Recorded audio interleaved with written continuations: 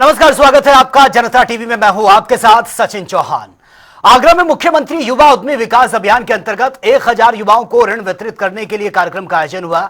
यहां पर मुख्यमंत्री योगी आदित्यनाथ ने शिरकत की है और 1000 युवाओं को ऋण का चेक और प्रशिक्षणार्थियों को टूल किट वितरित किए हैं। इसके बाद उन्होंने कार्यक्रम को संबोधित करते हुए कहा कि जहां पर विजन है वहां पर इनोवेशन है।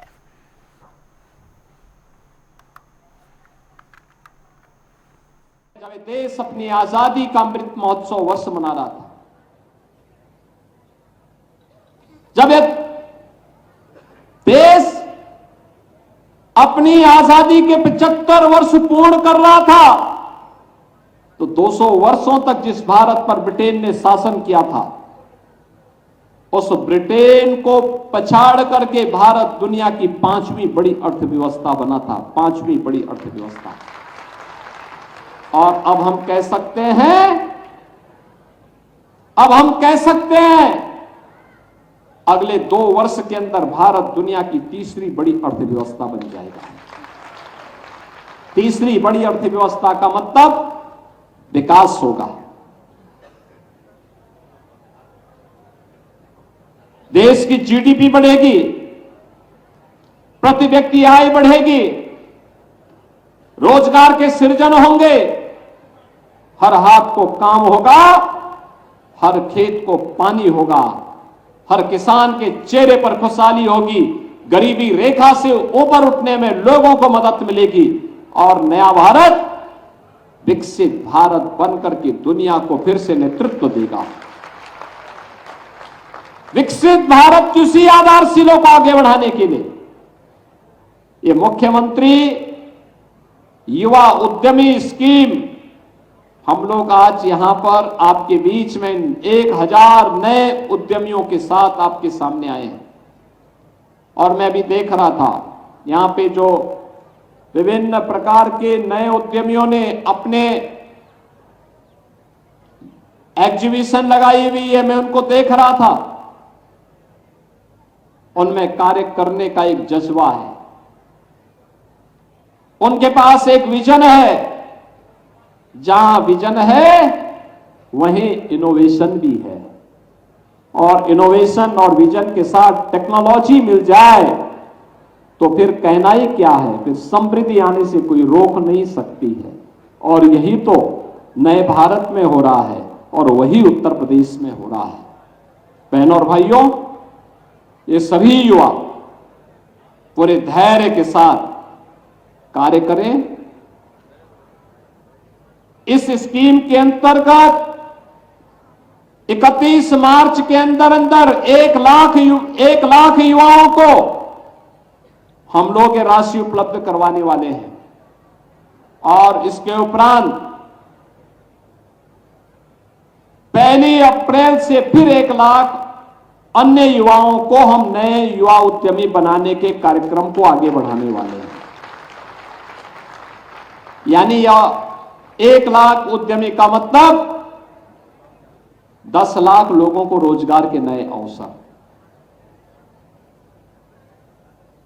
और अगर आज की तिथि से आप देखेंगे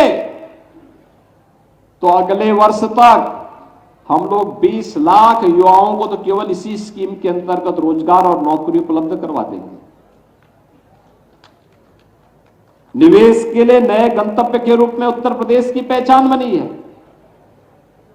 टूरिस्ट के नए डेस्टिनेशन के रूप में उत्तर प्रदेश ने जो नए कॉरिडोर दिए हैं, निवेश के लिए जो 33 प्रकार की सेक्टोरियल पॉलिसीज के माध्यम से निवेश को आमंत्रित किया।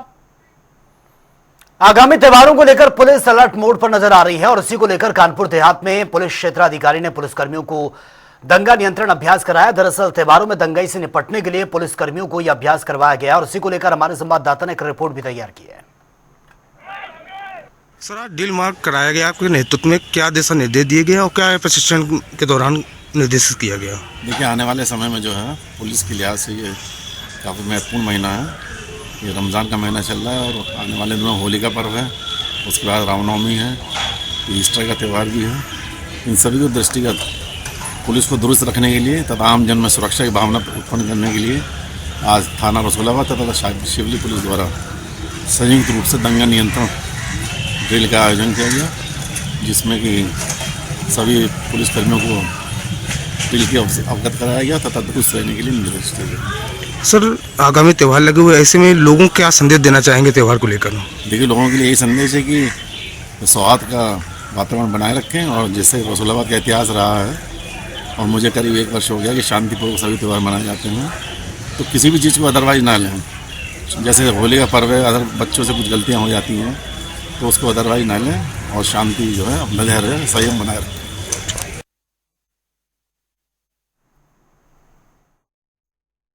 आगामी रमजान व होली पर्व को लेकर पुलिस क्षेत्राधिकारी राजीव सुरोही के नेतृत्व में पुलिस बल ने दंगा नियंत्रण के तहत किया अभ्यास। आपको बताते चले, पूरा मामला जनपद कानपुर देहात के रसूलाबाद का है, जहां पर रसूलाबाद के सिद्धहमगढ़ बाबा मंदिर ग्राउंड में पुलिस क्षेत्राधिकारी राजीव सुरोही, रसूलाबाद कोतवाल अनिल कुमार, रसूली कोतवाल के सहित पुलिस बल के ने दंगाइयों को नियंत्रण के दौरान कैसे दंगाइयों से निपटना है जिसको लेकर एक सीन क्रिएट किया गया, और प्रशिक्षण के दौरान दंगाइयों को किस तरीके रोकथाम करना है जिसको लेकर अभ्यास कराया गया। इस दौरान पुलिस क्षेत्राधिकारी राजीव सुरोही ने साफ तौर पर कहा कि होली का पर्व बड़े ही शांतिपूर्वक सौहार्दपूर्वक लोग मनाएं, और अगर इस दौरान बच्चे कुछ गलतियां करते हैं उन गलतियों को नजरअंदाज करें।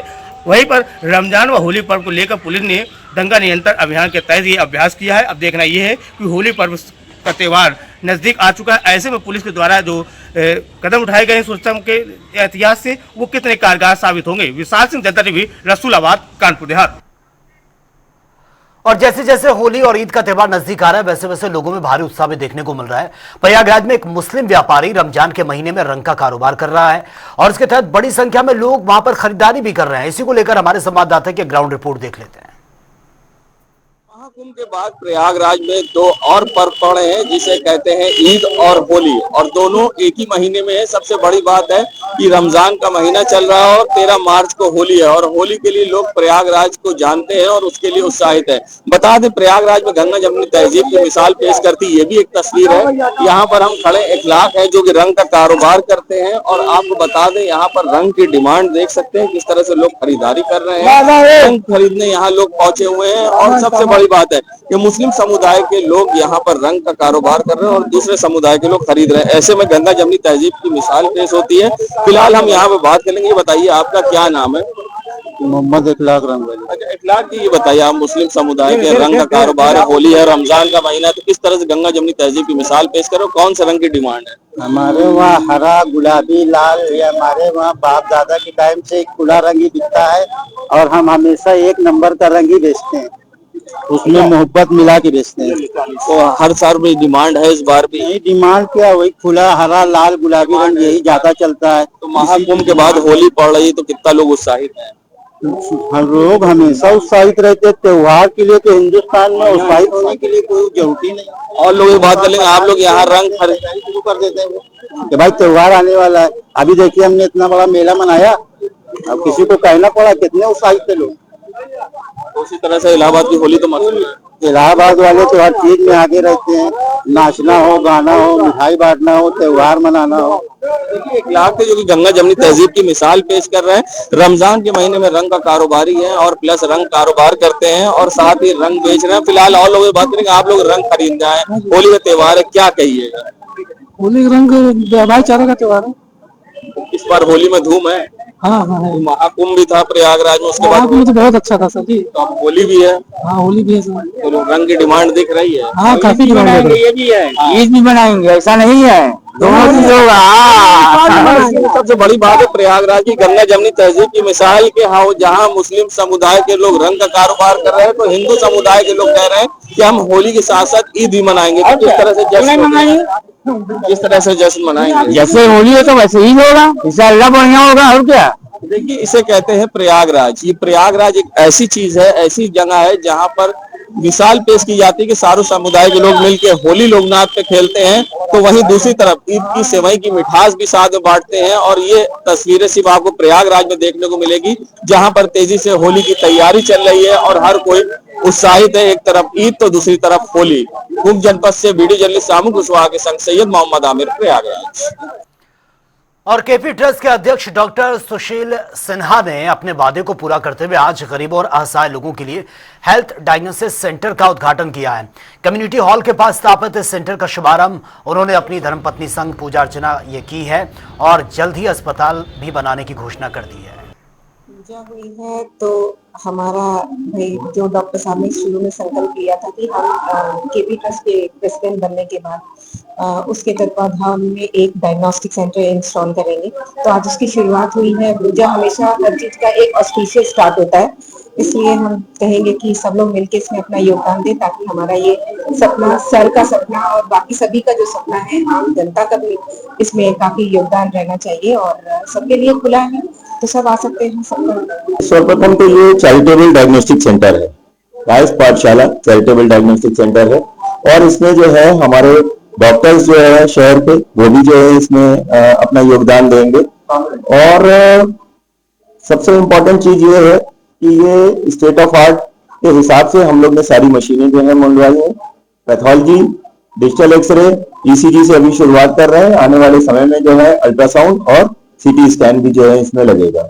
और इसका जो हम लोग ने प्राइस रखी है वो चैरिटेबल होने के नाते जो है काफी कम रहेगी, तो आर्थिक रूप से जो कमजोर हमारी जनता है उनके लिए एक बहुत बड़ा जो है ये वरदान साबित होगा।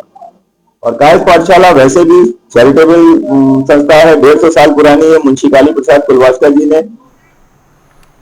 और दिल्ली में तुगलक लेन के नाम बदलने को लेकर सियासत इस वक्त गर्मा गई है, जिसके चलते बीजेपी सांसद दिनेश शर्मा और केंद्रीय मंत्री कृष्णपाल गुर्जर ने अपने आवास पर जो नेम प्लेट है उसको बदल दिया है और उसमें अब तुगलक रोड की जगह स्वामी विवेकानंद मार्ग ही लिखवा दिया गया। वहीं इसी के चलते विपक्ष लगातार इस पर सवाल उठा रहा है। इसी कड़ी में यूपी के कई मंत्रियों की प्रतिक्रियाएं भी सामने आई हैं। डॉक्टर दिनेश शर्मा जी हमारे वरिष्ठ नेता हैं और उन्होंने या अथवा किसी और नेता ने तुगलक रोड का नाम बदल करके स्वामी विवेकानंद जी के नाम से मार्ग लिखने का काम किया है, तो मुझे लगता है कि ऐसे नामों को बदलने का दिल्ली में भी सही समय आ गया है और अब दिल्ली में भी डबल इंजन की सरकार है, तुष्टिकरण करने वाली नहीं है, तो इस कदम का स्वागत। सर, महाकुंभ को लेके अखिलेश यादव ने दोबारा एक ट्वीट किया है। जिन लोगों का नाम लिया गया था मुख्यमंत्री द्वारा, उनको कहा कि यह अपराधियों का महिमा मंडन है, उसमें आक्रांताओं के नाम हटाए जाएं, तो उसमें उन्होंने पहल करी है। देखिए, मोहम्मद बिन तुगलक के बारे में लोग अच्छी तरह जानते हैं, देश दुनिया के लोग जानते हैं, इतिहासकार भी जानते हैं। वो एक सनकी राजा थे, दिल्ली से दौलताबाद ले जाने वाले वही थे और ऐसे सनकी व्यक्ति के नाम पर मार्ग बदलने की जो उन्होंने नाम स्वामी विवेकानंद जी का सोचा है, बहुत अच्छा नाम है। स्वामी विवेकानंद जी ने भारत माता के झंडे को दुनिया में पहुंचाया और सर्वोच्च शिखर पर भारत संस्कृति को उस समय पहुंचाने का काम स्वामी विवेकानंद जी ने किया था। अच्छा काम। अखिलेश यादव, पहली बात, लघुवाई शब्द ठीक नहीं है। एक सामान्य प्रक्रिया होती है, जब कोई घर में जाता है तो उसकी नाम पट्टिका लगती है। मुझसे भी वहाँ के जो संबंधित लोग थे उन्होंने पूछा कि कैसी नाम पट्टिका होनी चाहिए। मैं वहाँ गया ही नहीं था, देखा ही नहीं था। मैंने कहा जैसा आसपास हो वैसी नाम पट्टिका होनी चाहिए। आसपास के जो मकान था उसमें लिखा हुआ था विवेकानंद मार्ग और नीचे लिखा था तुगलक लेन, दोनों साथ साथ लिखे थे। तो तुगलक लेन आज भी नाम पट्टिका पे लिखा है, बदला नहीं है। उसके साथ विवेकानंद मार्ग लिखा है और उसकी सहूलियत के लिए, जैसा मैंने वहाँ के कर्मचारियों से पूछा भी था, उनका कि गूगल तब आप तलाशेंगे तो गूगल में वो जगह, वो स्थान विवेकानंद रोड आता है। और इसलिए भी कि भ्रम न रहे लोगों को विवेकानंद रोड और तुगलक लेन का जो अंतर है, तो एक सामान्य सी प्रक्रिया है, इसमें कोई कंट्रोवर्सी नहीं है। मैं जानता हूं कि सांसद को अधिकार नहीं है नाम बदलने का किसी भी रोड का, क्योंकि ये मैं 11 साल महापौर रहा हूं। ये नगर निकाय का और राज्य सरकार के अधिकार क्षेत्र का काम है और वो लगे उसका एक प्रोसीजर होता है, उसका प्रस्ताव जाता है, पारित होता है, उसके बाद होता है। अगर कोई प्रस्ताव पारित करेंगे तो स्वागत है। आक्रांताओं के नाम पर कोई रोड ना हो, ऐसा तमाम मांगे पहले भी होती आई हैं। फिलहाल इस बुलेटिन में मेरे साथ इतना ही, लेकिन तमाम खबरों के लिए आप बने रहिए जनता टीवी के साथ। नमस्कार।